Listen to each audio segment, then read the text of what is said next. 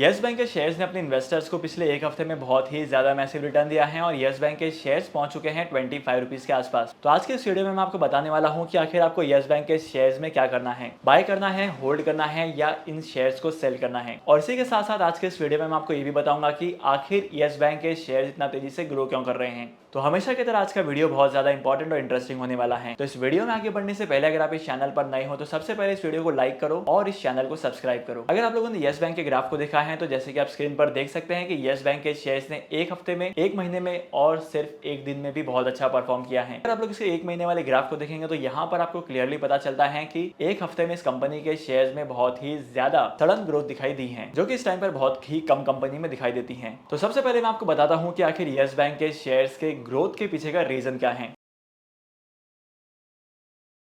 Reason number 1 ये है कि यस बैंक के शेयर्स में इन्वेस्टमेंट्स की अभी खास खबर आई है। यहाँ पर ये दो बड़े बड़े इन्वेस्टर्स जो हैं इन्वेस्टमेंट करने वाले हैं और जैसे ही कोई फॉरेन इंस्टीट्यूशन इन्वेस्टर्स या एफआईआईज इन्वेस्टमेंट करते हैं किसी भी कंपनी के शेयर में हो तो उस कंपनी के शेयर्स की वैल्यू बढ़ जाती है, क्योंकि जो स्टेक को बाय करने वाले हैं ये मार्केट से ही बाय करने वाले हैं। तो ऑब्वियस सी बात है कंपनीज के शेयर्स की प्राइस बढ़ेगी। अब सेकंड इंपॉर्टेंट रीजन यहाँ पर यह है कि कंपनी ने प्रीवियस फाइनेंशियल क्वार्टर में बहुत ही अच्छे रिटर्न दिए हैं और अगर आप लोग एक महीने के ग्राफ को देखेंगे तो यहाँ पर कुछ टाइम पहले से ही कंपनी के शेयर्स की प्राइस इंक्रीज होते हुए दिखाई दी है और इस हफ्ते में तो बहुत ही ज्यादा इंक्रीज हो चुकी हैं। 8 से 9 रुपए के आसपास का ग्रोथ दिखाई दिया है। और यस बैंक के शेयर्स कितनी ज्यादा ग्रोथ के पीछे का रीजन यह है कि यस बैंक ने धीरे धीरे करके अपने एनपीएस को कम किया है। देखो बैंकिंग के सेक्टर में होता क्या है कि जिस भी किसी कंपनी का एनपीए कम होता है लोग उस कंपनी के शेयर्स में इन्वेस्टमेंट करना चाहते हैं, क्योंकि किसी भी बैंक का जितना कम एनपीए होगा उतना ज्यादा ही कंपनी प्रॉफिट में होगी। और वहीं पर इसके ऑपोजिट में अगर किसी भी बैंक का एनपीए इंक्रीज होता है तो इसका मतलब यह है कि कंपनी की परफॉर्मेंस अच्छी नहीं है, बैंक को आगे जाकर लॉस होने वाला है। तो इन्हीं 3 मेजर रीजन की वजह से यस बैंक के शेयर्स की वैल्यू लगातार ग्रो होते जा रही थी। लेकिन आपको इन्वेस्टमेंट करना है या नहीं करना है ये जानने से पहले कुछ इंपॉर्टेंट फैक्ट के बारे में भी जान लेते हैं। 2020 के आसपास यस बैंक के शेयर्स की प्राइस चल रही थी 11 रुपए से लेकर 13 रुपए के बीच में और 2020 में एसबीआई बैंक ने यस बैंक को सर्वाइव करवाने के लिए बहुत ज्यादा हेल्प की थी और उसी टाइम पर बहुत सारे बैंक्स ने यस बैंक को सर्वाइव करने के लिए हेल्प की थी और इन्वेस्टमेंट किया था। और इन्वेस्टमेंट का अमाउंट भी कोई छोटा मोटा नहीं था, बहुत बड़ी बड़ी इन्वेस्टमेंट्स थी। तो जब भी कोई भी कंपनी में कोई बड़ा इन्वेस्टमेंट करता है तो यहाँ पर एक रूल ये है कि किसी भी कंपनी को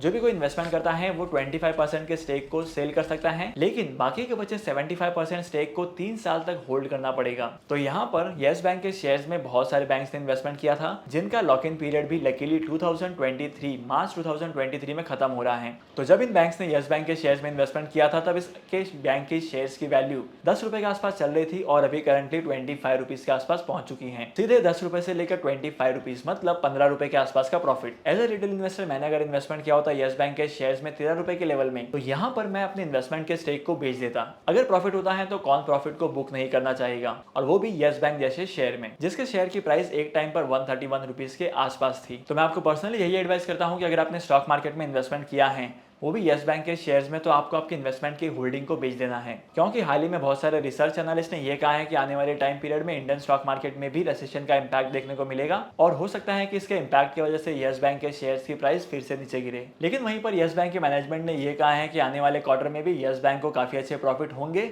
और यहाँ पर अगर आप इन्वेस्टर रहते हो तो आपको बहुत ही अच्छा प्रॉफिट कमाने को मिल सकता है। तो मार्केट में ऐसा भी हो सकता है कि जो बड़े बड़े सेलर्स हैं वो इतनी इन्वेस्टमेंट के स्टेक को ना बेचे और होल्ड करके रखे। लेकिन मेरा पर्सनल ओपिनियन यही कहता है कि यस बैंक के शेयर्स को बहुत सारे लोग सेल करेंगे और यहाँ पर यस बैंक के शेयर्स में मैसिव सेल ऑफ आने की वजह से मार्केट में बहुत ज्यादा डाउनफॉल आएगा। तो अगर आपने यस बैंक के शेयर्स में इन्वेस्टमेंट किया है तो यहाँ पर मेरा क्लियर सोल्यूशन आपके लिए यही है, अगर आप प्रॉफिटेबल हो तो आपको आपके इन्वेस्टमेंट के स्टेक को बेच देना है, क्योंकि बहुत सारे लोग जब प्रॉफिट बुक करना स्टार्ट करेंगे, जब मैसिव सेलिंग आना शुरू होगी तब आप इस कंपनी के शेयर्स को नहीं बेच पाएंगे। तो होप करता हूँ कि आज की वीडियो में आपको यस बैंक से रिलेटेड जो क्वेरी थी उसका आंसर मिल गया है। और फिर भी अगर आपको कोई डाउट है तो मुझे कमेंट सेक्शन में जरूर पूछना। तो फिर मिलते हैं अगली वीडियो में एक नए टॉपिक के साथ, एक इंटरेस्टिंग टॉपिक के साथ। तब तक के लिए signing off, happy investing and good bye.